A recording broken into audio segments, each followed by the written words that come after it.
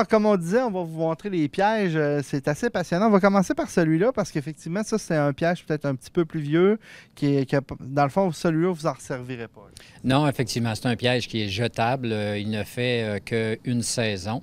Le principe de fonctionnement, c'est simple. C'est une surface verte, engluée, et qui a le verre n'est pas là, par hasard, c'est une fréquence qui allume la grille. La grille est attirée, le mâle est attiré par ce verre-là. Okay. Et puis, bien, il vient se coller sur le piège des mouches, parfois papillons, un peu de sortes de choses, des feuilles, ce qui rend ce piège-là, durant la saison, de moins en moins efficace. Et parfois, il va frotter dans le feuillage de l'arbre, promené par le vent et perdre beaucoup de sa colle. Donc, c'est un piège qui est encore utilisé par l'Agence canadienne. C'est un standard canadien, mais c'est une référence, peut-on dire, mais on cherche à améliorer les méthodes de détection de la grille. Comme je vous expliquais, le problème avec la grille, c'est de le trouver rapidement.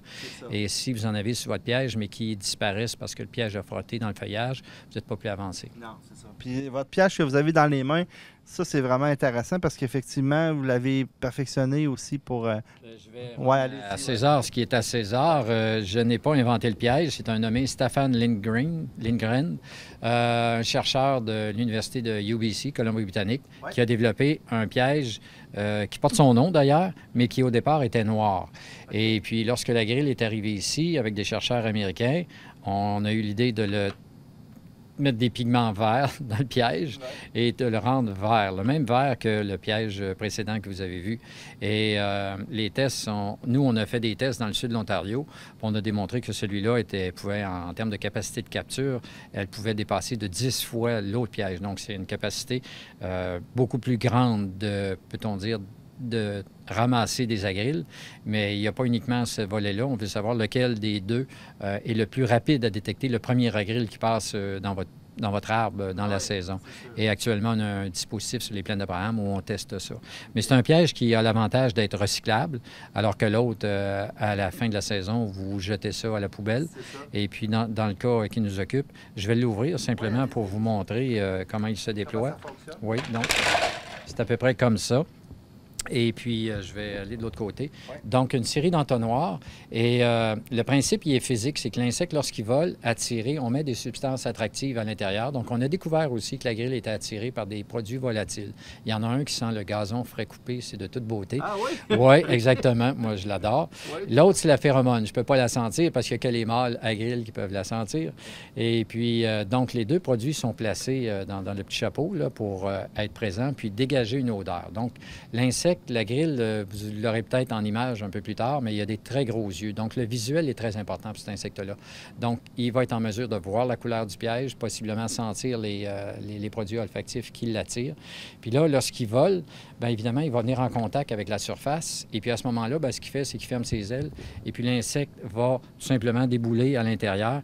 L'intérieur du piège est recouvert de téflon, histoire de lui rendre la vie vraiment difficile pour pas qu'il puisse s'agripper et rester coincé en haut.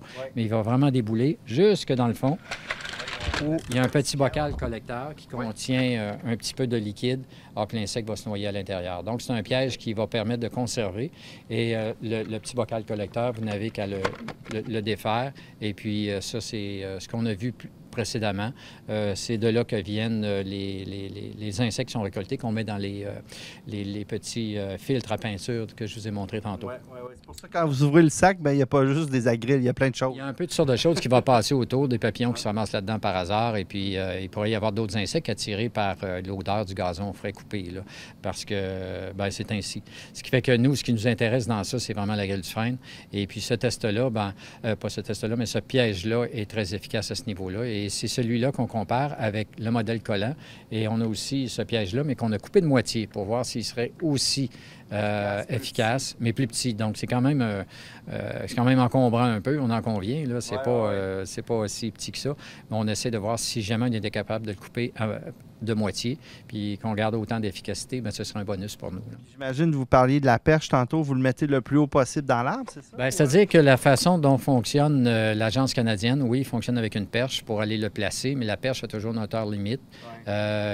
souvent, ça va tourner autour de 5, 6, 7 mètres, là, dépendant de la grandeur des personnes. Or, nous, on utilise une technique un peu différente parce que la grille vit au départ dans le sommet de l'arbre. Okay. Et ce qu'on veut, c'est vraiment positionner le piège dans la partie la plus haute. Ouais, donc, on utilise une fronde un peu spéciale. Puis, on va aller porter une première corde sur la branche qui nous intéresse pour que le piège soit bien perçu. Le piège, il faut qu'il soit placé avec une orientation sud, vraiment bien exposé au soleil. Si vous le placez du côté nord, vous n'aurez pas de capture. La grille est ainsi. La grille est un insecte de lumière, de soleil, de chaleur. Donc, vous devez placer votre piège en conséquence, bien dégagé pour que les effluves, les odeurs puissent l'attirer comme il faut. Puis là, bien évidemment, avec vos cordes, vous pouvez monter le piège très, très haut dans la canopée. Puis avec les mêmes cordes, on peut le redescendre, puis régulièrement aller faire des visites de nos pièges pour pouvoir comparer nos différents traitements. Donc, c'est un piège qui est très efficace, mais là, on cherche à justement avoir des données pour le comparer avec l'autre, parce que là, pour l'instant, le standard, c'est le piège prisme collant. Puis vous l'avez depuis combien de temps, ce piège-là? Ah, bien lui, ça fait probablement 4 ans là, qu'on utilise, mais on en a, enfin, on en a des plus récents, mais on en a des plus vieux, puis on sait qu'on peut le garder plus longtemps, alors que l'autre, il est jetable. Et la Ville de Québec a adopté ce piège-là maintenant. Les pièges sont montés avec des cordes aussi, donc la Ville a délaissé le piège prisme collant. Avant, utilisait les camions nacelles pour aller placer le piège en tant que tel, enfin l'autre. Et vous imaginez comment est-ce que c'est laborieux, ça prend une équipe technique pour monter ça, puis pour aller le rechercher, ça prend aussi la même équipe technique, alors qu'avec ça, bien, cette année, il y avait au-delà de 120 quelques pièges qui étaient dispersés un peu partout à Québec, ce qui est quand même pas beaucoup, mais quand même, il y a une technique qui était beaucoup plus sensible pour détecter la grille du frêne. On a-t-il une idée de la population de frênes, justement, exemple, dans la Ville de Québec? Est-ce qu'on a des chiffres là-dessus? Il y a 11 000 frênes de rue qui appartiennent à la Ville et il y aurait 26 000 frênes qui appartiendraient au privé. C'est-à-dire qu'il y a plus de frênes qui appartiennent à du privé que ce que la Ville a à gérer. Donc ça, c'est un élément important qu'il faudra peut-être rediscuter quand on parle que la Ville fait des efforts pour lutter contre la grille, mais il y a le double des frênes qui appartiennent au privé. Donc il est important que le privé fasse quelque chose aussi. J'imagine que vous avez une stratégie aussi parce que vous mettez peut-être un piège par 10 arbres. Je ne sais pas comment vous faites... Bien, en réalité, c'est beaucoup moins que ça. C'est beaucoup moins que ça. La densité des pièges, ça varie selon...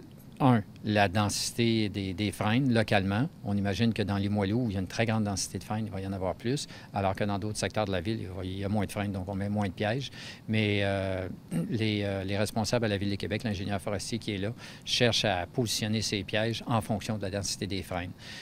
C'est comme ça que ça fonctionne.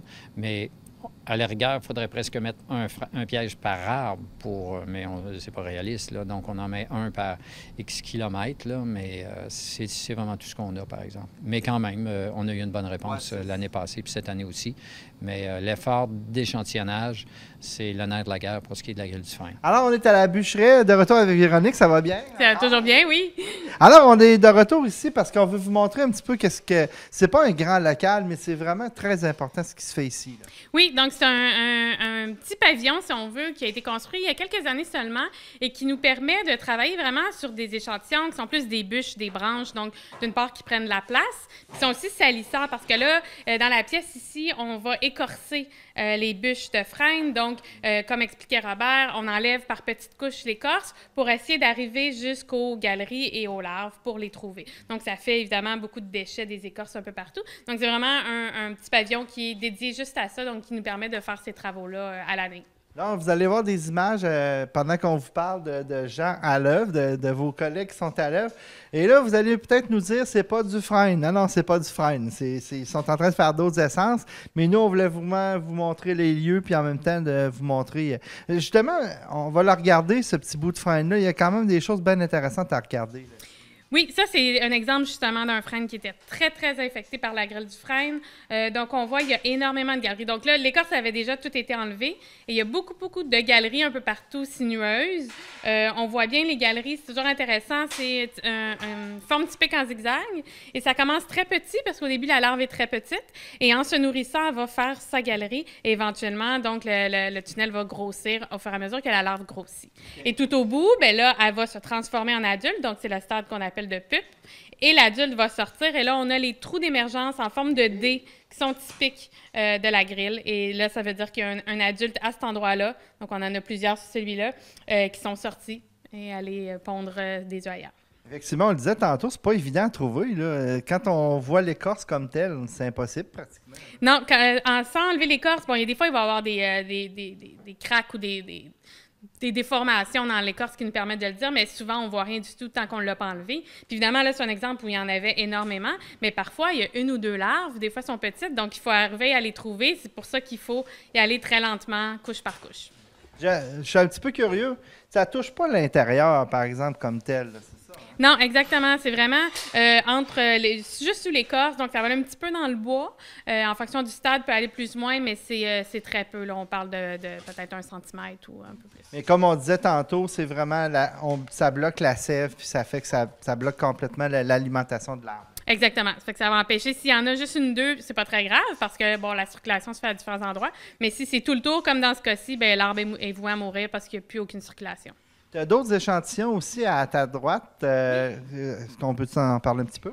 Oui. Donc, ici, ça, c'est notre petite boîte de démonstration pour parler de lutte biologique. Okay. Donc, ça, c'est une autre des méthodes qui est à l'essai pour lutter contre la grille du frêne. Ouais. Et le principe global de la lutte biologique, c'est qu'on utilise la nature pour lutter contre la nature. Donc, on va utiliser ce qu'on appelle des ennemis naturels. Donc, ça peut être des prédateurs, des maladies ou des parasitoïdes. Okay. Donc, un parasitoïde, ce que ça veut dire, c'est que c'est un insecte qui va pondre ses œufs à l'intérieur d'un autre insecte, le dévorer de l'intérieur en se développant et éventuellement le tuer, évidemment, en le mangeant. Repartir en faisant d'autres choses. Et repartir en chercher un autre. Donc, c'est un petit peu, c'est une lutte où, une fois qu'on les a lâchés, bien, le parasite va partir à la recherche. Donc, il va chercher de la grille pour nous. On n'a pas besoin de l'identifier précisément sur un arbre. Donc, ça, c'est quelque chose qui est à l'étude depuis quelques années. Donc, on est encore à évaluer si ça fonctionne bien. Mais on a différents parasitides qu'on peut relâcher. Et puis là-dessus, ce que vous voyez, c'est la petite bûchette qui nous permet de le relâcher. Donc, je vais changer. Oui, oui. Donc, quand on l'installe en nature, ça ressemble à ça. Donc, c'est simplement une petite branche de frêne, donc qui a l'air tout à fait normal. Mais en fait, si on enlevait l'écorce, on verrait qu'il y a des galeries, il y a des larves d'agriles, mais ces larves d'agriles-là sont parasitées par le parasite. Donc, ils contiennent des parasitides à l'intérieur. Okay. Donc, on l'installe et puis eux, les larves d'agriles vont mourir, les parasitides vont sortir, partir à la recherche d'agriles qui sont présents dans la nature. Donc, l'idée, c'est, on fait ça pendant 2 ans, on en introduit, mais on veut qu'ils s'installent et qu'ils soient présents naturellement et qu'on n'ait plus à intervenir par la suite pour avoir un équilibre qui est naturel, qui ne va pas éliminer la grille, mais qui va baisser les populations. Okay. Pour l'instant, vous avez commencé à faire ça. Comment? Est-ce qu'on est rendu loin là-dedans? Ou... ça dépend des endroits. À Québec, c'est la première année où on fait ça. Donc, on va les relâcher pendant 2 ans. Puis après, on va revenir voir est-ce qu'ils sont toujours présents. Donc, est-ce qu'ils se sont installés. Mais ça se fait, ça a commencé aux États-Unis, ensuite au Canada. Maintenant, ces petits insectes-là sont élevés au Canada, en Ontario. Donc, nos collègues du Service canadien des forêts là-bas. Et puis ça s'est fait à différents endroits. Donc, maintenant aussi au Nouveau-Brunswick, Montréal, on conclut que ça s'était établi dans certains des sites où ils l'avaient fait. Donc, ils ont commencé avant nous parce qu'ils ont eu la grille avant. Donc, c'est à différents moments. Puis, on a encore à voir, bon, est-ce que ça marche contre les populations? Est-ce qu'on a un impact sur la grille? C'est qu'ils s'installent, mais... Justement, c'est ma question. On dirait que vous empruntez plein d'avenues possibles et impossibles pour essayer de contrer la grille. Justement, il y en a... Dans le fond, ça va être tout le temps des petites réussites à chaque fois qui vont justement descendre les populations. C'est ça le but. Là. Exactement. C'est il n'y a pas une solution miracle. Ce qu'il faut, c'est utiliser plusieurs outils pour que globalement, on ait un impact. Donc, la lutte biologique, c'en est un. Abattre les arbres qui sont trop infestés. Il y a aussi la lutte biologique avec les champignons qui est possible. Robert va en parler un peu plus. Donc, c'est tout. Il y a les injections d'insecticides dont on a parlé aussi. Donc, c'est tous des petits outils qui, globalement, vont, on espère, permettre de garder certains de nos freins, donc, et d'apprendre à vivre avec la grille. Bon, avant de quitter, je m'en voudrais de ne pas montrer justement l'effort de tes collègues. C'est quand même très important ce qu'ils font. Puis ils vont très, très, très en surface justement pour faire attention, pour être capable d'étudier comme il faut le tronc. Exactement. Là, on a Sébastien qui est sur un bouleau jaune parce qu'il est à la recherche de la grille du bouleau, qui est un insecte indigène à nous. Donc, ce n'est pas un insecte qui est problématique, qui est présent naturellement, mais c'est exactement la même technique pour aller le trouver. Donc, il enlève tranquillement les couches, regarde attentivement le tronc pour voir est-ce qu'il y a des larves ou pas. Puis quand on en voit un qui est complètement épluché, on les envoie dans un congélateur. Qu'est-ce qu'on fait après?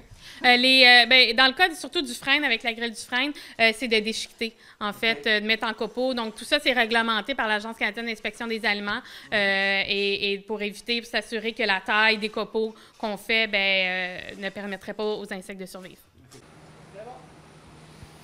Avant d'aller à l'extérieur, on voulait vous présenter une autre partie qui est bien intéressante parce qu'effectivement, tantôt je posais la question, on sait qu'on les met les bûches, mais je pense qu'on a la réponse. Oui, on les met ici. Donc, c'est une autre section de la bûcherie qui n'est pas chauffée, pas climatisée, donc c'est vraiment température extérieure. Donc, on peut entreposer des bûches ici pour le temps de les traiter ou si on veut le laisser dans des conditions assez naturelles. Mais on peut aussi les mettre dans des seaux. Donc, tout autour, on a des étagères, il y a des seaux et puis il y a des petites bouteilles qui permettent de récolter les insectes qui en sortiraient. Donc, c'est comme deux façons. Quand on veut savoir qu'est-ce qu'il y a dans une bûche, on peut écorcer, regarder ce qu'il y a, ou on peut laisser les insectes sortir eux-mêmes et là, les récolter. Donc ça, c'est la partie où on fait ça parce qu'on va les laisser comme ça pendant, ça peut être plusieurs mois. Okay, fait que ça peut arriver quand on épluche un arbre, on s'aperçoit, oups, il est touché. Donc on se dépêche, on va tout de suite le mettre dans un seau pour... On pourrait faire ça. Souvent, ce qu'on fait, on va faire l'un ou l'autre. Donc, soit on écorce, soit on va laisser émerger. C'est pas le même temps, c'est pas les mêmes besoins de personnel. Puis, si on veut savoir, par exemple, si les insectes qui sont dans l'arbre sont parasités, bien là, ça peut être une bonne idée de les laisser émerger pour voir qu'est-ce qui sort. Est-ce que ça va être un adulte ou est-ce que ça va être des parasites? Okay. C'est intéressant aussi parce que tantôt, on voit d'autres espèces, d'autres sortes d'arbres. Donc, vous essayez de regarder ça dans toutes les espèces. Oui, exactement. N'importe quel insecte xylophage, donc qui se nourrit du bois, va être étudié dans notre installation qu'on appelle la bûcherie. Donc, nous, on travaille beaucoup sur la grille du frêne, un peu sur la grille du bouleau, mais il y a d'autres chercheurs qui vont travailler sur d'autres insectes, comme les longicornes, par exemple. Parfait. On s'en va à l'extérieur maintenant. Alors, on est à l'extérieur. On vous a montré tantôt quelques images, justement, d'une simulation d'un piège dans un arbre. Mais là, on va l'expliquer un petit peu plus en détail. Alors, on y va? Oui, on y va absolument. Bien, on aborde un volet particulier de la lutte biologique. C'est celle où on cherche à utiliser un champignon pathogène, un champignon qui est vraiment pathogène uniquement d'insectes. Toi-même, tu le mettrais sur ta main que ça ne te ferait rien, là. C'est vraiment un champignon qui attaque les insectes. Et puis, c'est un isolat. Un peu comme dans le monde des pommes, tu as des Macintosh, des Lobo, puis des Cortland. Mais dans le monde des champignons, tu as des variantes aussi. Okay. Puis ce champignon-là, sa variante, enfin, on a documenté qu'il était très virulent. Il tue relativement rapidement, en 5 jours, les agrilles du frêne, lorsque le champignon est en contact. Puis lorsqu'on dit champignon, on fait pousser ce champignon-là sur une pochette de grains. Okay. Et la pochette de grains est insérée au bas. Comme tu vois, imagine que tu as le piège qu'on t'a montré tantôt, la ligne graine vert. Oui. On rajoute une section à la base, donc un entonnoir supplémentaire, ce qui fait que lorsque l'insecte tombe, au lieu de se retrouver à l'intérieur du bocal collecteur blanc, il va tout simplement tomber sur la petite pochette qui, elle, est complètement recouverte d'une substance blanche qui est le champignon lorsqu'il croît. Et la partie, peut-on dire, végétative qu'on appelle le mycélium, c'est comme une racine, elle donne des fructifications qui sont des petites conidies, des spores. On ne les voit pas à l'œil, mais c'est microscopique. Puis l'insecte, lorsqu'il touche à ça, bien, il devient blanc. Ce sont les conidies qui restent collées après lui. Puis il suffit d'une conidie. La conidie, c'est comme un peu une graine d'érable. Lorsqu'elle tombe au sol, elle germe, puis la graine, la racine va au sol. Ouais. Bien là, c'est le même principe. Donc la petite conidie va germer, mais pénétrer la carapace de l'insecte. C'est absolument terrifiant parce qu'elle a les bons enzymes spécifiques pour rentrer dans cet insecte-là. Sur un autre insecte, ça aurait pu ne pas marcher, mais dans le cas de la grille du frêne, ça marche bien. Notre isolat, il est excellent. Et puis, donc, ce qu'on veut, c'est utiliser ce piège-là, entonnoir, avec des attractifs, de façon à pouvoir attirer la grille du frêne dans ce piège-là. Et puis, l'insecte, lorsqu'il tombe au fond, comme j'expliquais, se contamine. Puis le mâle, en général, ça tire 80 plus de mâles, puis 20 des femelles. Mais il reste que quand le mâle s'est contaminé, lui, il est attiré par quelque chose, mais il n'a pas trouvé ce qu'il voulait. Le mâle veut 2 choses en vie. C'est comme la femelle un peu aussi, mais enfin, les adultes font 2 choses. Ils se nourrissent du feuillage dans la canopée, puis ils s'accouplent. Le but, c'est de perpétuer les générations. Ouais. Donc, le mâle contaminé ressort du piège, puis son seul objectif, c'est de la se nourrir et puis de rencontrer ses femelles. Donc, puis on sait que la grille fait des accouplements multiples. Donc, ce qu'on espère avec cette stratégie-là, c'est que l'insecte puisse s'introduire dans sa population, parce que le mâle n'a pas de misère à trouver la femelle, je pense pas. Non. Donc, qu'il puisse introduire dans sa population une maladie qui va pouvoir transmettre de femelle en femelle. Si le mâle contamine 2 femelles, bien déjà, on a un niveau de contamination presque, en tout cas, assez élevé. Parce qu'à mesure qu'avance la saison, le nombre d'insectes dans un arbre diminue, puis parce que les insectes meurent. Fait que le nombre d'adultes qui émergent à la fin, mettons, on part avec une cohorte de 200 œufs là, qui sont pondus. On fait une histoire théorique là, au mois de juillet. La femelle va pondre 200 œufs, les larves vont se développer, il va y avoir de la mortalité, la prédation, les pics-bois. L'année suivante, bien, il va ne rester à peu près que 16 insectes. C'est un modèle théorique, mais il est basé sur des chiffres de terrain. Donc 16, c'est pas beaucoup. Fait que tu as 8 mâles, 8 femelles. Fait que ton objectif, c'est que les mâles qui passent dedans, c'est qu'eux autres puissent aller contaminer les autres femelles. Fait que, parce que le stade adulte, c'est le stade où il y a le moins de mortalité, techniquement. C'est celui qui reproduit son espèce. Donc, ça veut dire que le champignon comme tel, le but, c'est de l'inséminer dans des agriles pour qu'il puisse se promener pendant 5 jours en attendant la mort, on pourrait dire? Exactement, oui. À partir du moment où ils sont contaminés, eux autres, l'horloge commence à tourner. Ils ont 5 jours, puis là, ils vont commencer à mourir. Mais ce qu'on voudrait, c'est que pendant le laps de temps, qu'ils puissent quand même aller voir les femelles, les accoupler, puis transmettre la maladie dans la population d'agriles que nous avons tant de difficultés à découvrir. Mais le mâle, lui, ne devrait pas avoir de misère à trouver sa femelle. Mais on l'a démontré en laboratoire que le mâle peut transférer une dose mortelle à la femelle. Mais là, ce qu'on est en train de vérifier avec une compagnie de Trois-Rivières, GDG Environnement, c'est dans quelle mesure le champignon... On sait que les insectes vont même le disperser en distance, puis que le niveau de population, le niveau d'infection dans une population, on peut la mesurer. Elle est variable, mais elle peut atteindre parfois les 50-60 %. Donc, ce qu'on cherche à voir, c'est est-ce qu'on a un impact maintenant sur une population? Est-ce qu'on est capable de stabiliser une population d'agriles en introduisant une maladie? Une sorte de MTS, quoi. Est-ce que ce serait un champignon qui pourrait être distribué comme un épandage ou avec un liquide? Bien non, pas par épandage, mais ça pourrait être distribué avec des méthodes commerciales reconnues. Ce ne serait pas par épandage parce que le champignon va toujours être sur un substrat solide, intégré dans un piège. Mais par contre, puisque c'est considéré comme un insecticide, au Canada, on a l'Agence de réglementation de lutte antiparasitaire, nommée autrement ARLA, qui considère que, vu que c'est un produit qui est utilisé pour contrôler les insectes, donc c'est un insecticide, et il faut documenter que ce produit-là, il n'y a pas d'effet nocif sur l'environnement, sur les humains, etc. Donc, puis la compagnie GDG en est à sa 4e année d'expérimentation, a déposé des demandes auprès de l'ARLA et de l'EPA du côté américain pour faire homologuer ces produits-là. Puis, advenant l'homologation d'ici 2020 ou 2021, bien, à ce moment-là, ces produits-là pourront être vendus commercialement. OK, on parle de 2 ans quand même, 2-3 ans, c'est quand même pas trop loin. Ça fait 4 ans qu'il y a de la recherche en arrière, là, c'est ça. Donc, ces produits-là pourront être utilisés après ça par les municipalités qui voudraient étendre le champignon à différents points pour introduire un facteur de lutte de plus, en même temps que les parasitoïdes, en même temps que la coupe, en même temps que tout ça, quoi. Dans le but de baisser les populations. Parce qu'on avait dit au début, c'est que l'éradication de la grille, c'est pas possible. C'est pas possible, c'est ça. Mais si on peut baisser les populations à un niveau tolérable, on va être capable d'injecter nos arbres pour les protéger. Puis même à un niveau inférieur, les arbres pourront peut-être bien se protéger eux-mêmes. Alors, on est maintenant à la conclusion de ce très beau reportage, mais je pourrais dire, par exemple, pas nécessairement pour des belles choses, par exemple. Là. On en a justement un exemple. Peut-être nous parler un petit peu de ce coffret-là. Bien, évidemment, ce qu'il présente, c'est 2 choses.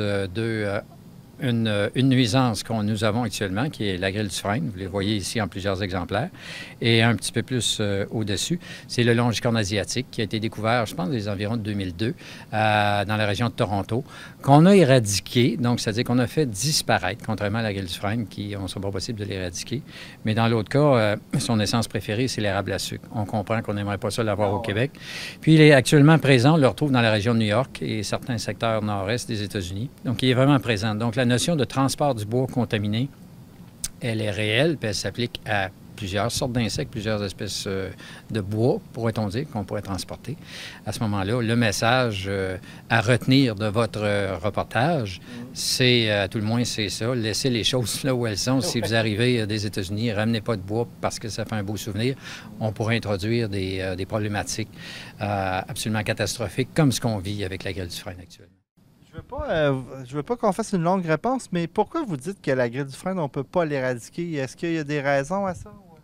La raison est la détection de l'insecte. Je pense qu'on en a parlé un peu. On développe des pièges, des produits attractifs, les symptômes Quand on les voit, il est trop tard, il est déjà parti ailleurs. Puis les pièges, c'est pas un trou noir. Ils n'iront pas chercher tous les agrilles qu'il y a à 1 kilomètre pour les amener dans le piège. C'est un échantillonnage. On essaie de voir s'il est là. Donc, on va toujours être en retard. On est comme dans le wagon de queue, là, puis la locomotive est en avance. Ça fait que tout se déplace pour l'instant en même temps. Ça fait que la grille est toujours en avance. Ça fait qu'à ce niveau-là, non, on ne peut pas actuellement, avec les connaissances actuelles, l'éradiquer. Mais ce qu'on espère, c'est qu'avec des introductions de parasitoïdes, comme ce qu'a fait Véronique, pouvoir baisser les populations en introduisant des maladies, les pics-bois, la survie hivernale, un peu tout ça, baisser les populations à un niveau qui va devenir tolérable. Parce que on parle de la grille du frêne, on parle du longicorne asiatique qu'on n'a pas, hein, je le précise, mais il y a une foule d'autres insectes exotiques qui vivent au Québec, qui ont pris leur, on dit en bon français, qui ont pris leur trou, là, qui ont pris leur niche, puis qui sont contrôlés par d'autres facteurs naturels. Donc, il y a d'autres insectes qui étaient exotiques, qui auraient pu devenir catastrophiques, mais qui sont rentrés en équilibre. Donc, ce qu'on souhaiterait à long terme, je ne sais pas si moi et Véronique, on va voir ça, mais c'est qu'il puisse s'intégrer à l'environnement, puis lui aussi être contrôlé par Mère Nature, ce qui n'est pas le cas actuellement. Mais ce qui est le cas en Chine, puisque la grille là-bas, c'est pas un problème. C'est Véronique Rancher là-dessus. Oui, donc les exotiques, c'est quelque chose auquel on va être confronté de plus en plus dans le futur, mais avec la recherche, on développe quand même des bons outils, puis je pense qu'il faut être à l'affût, surveiller, détecter, puis réagir rapidement à ce qu'on fait. Monsieur Lavallée, tantôt, vous me parliez aussi qu'il y en a 2 autres. Là. Vous avez identifié 2 autres insectes là, qui ne sont pas arrivés encore sur votre feuille. Là. Je ne sais pas si vous avez vu ça à la fin. Ouais. Il y avait celui-là, mais il y en a un autre aussi. Un insecte suceur qui, lui, va s'attaquer surtout à des productions agricoles puis forestières aussi, mais c'est un insecte qui est suceur. Mais quand même, ça donne un insecte de forte taille. Et ce qui est particulier avec lui, c'est que, lui ou elle, c'est que lorsqu'il pond ses œufs, bien, la masse d'œufs va rester physiquement accrochée quelque part. Ça pourrait être après votre tente-roulotte, après votre voiture, un peu à l'instar de la spongieuse. Peut-être vous avez entendu parler, vous l'avez sûrement dans votre belle région. Donc, c'est un insecte qu'on peut facilement transporter, même sans le vouloir. Il n'y a même pas question de bois là, de la transporter. Elle peut faire sa masse d'œufs après votre véhicule ou autre chose que vous transportez par hasard. C'est ça. Donc, c'est une problématique qui est très importante. Puis, je vous conseille d'aller voir sur Internet. L'Agence canadienne d'inspection des aliments place des avertissements là-dessus pour renseigner les gens qui voyageraient dans les États américains qui ont cette problématique-là de bien faire attention. Ça ne s'accroche pas à un arbre en particulier, ça s'accroche à des objets. Bien, il y a enfin, objets et arbres, là, quand vient le temps de pondre, elle peut laisser sa masse d'œufs un peu à différents endroits, mais j'imagine qu'elle cherche ses plantes hautes. Mais il y a une variété d'essences hautes qui est très, très grande, comparativement à la grille du frêne, qui, lui, est spécifique uniquement au frêne. Et chaque insecte a un peu ses particularités. Hein. Le frêne, pour la grille du frêne, il ne débordera jamais sur l'érable à sucre, alors que le longicorne asiatique, il y a une quantité incroyable d'autres. Il y en a au moins une cinquantaine, dont le préféré est l'érable à sucre. Vous me dites, ce dernier insecte-là, il est très fulgurant aussi. Oui, bien, de son nom. Il est le fulgare. J'ai oublié le nom latin, là, mais on pourrait dire que le fulgare est fulgurant, oui, effectivement. Bon, un gros merci pour ce beau voyage encore une fois. C'est sûr que on est mi-figue, mi-raisin. On aime bien ça vous voir, mais d'un autre côté, c'est tout le temps pour des insectes, puis peut-être pas nécessairement pour des bonnes nouvelles. Mais on espère que le prochain coup, ça sera pour montrer vos avancées, parce que je pense que vous êtes dans le combat vraiment à plein, puis que vous avez bien des avenues intéressantes là, qui vont nous amener peut-être à justement restreindre la population. Vous l'aviez mentionné, la science n'arrête pas, la recherche n'arrête pas. Vous avez des chercheurs très motivés puis qui n'ont que ça à faire, d'essayer de régler des problèmes insurmontables. C'est ça la recherche au Service canadien des forêts. On y travaille. Parfait. Un gros merci. Merci beaucoup pour cette visite. Merci. Au revoir.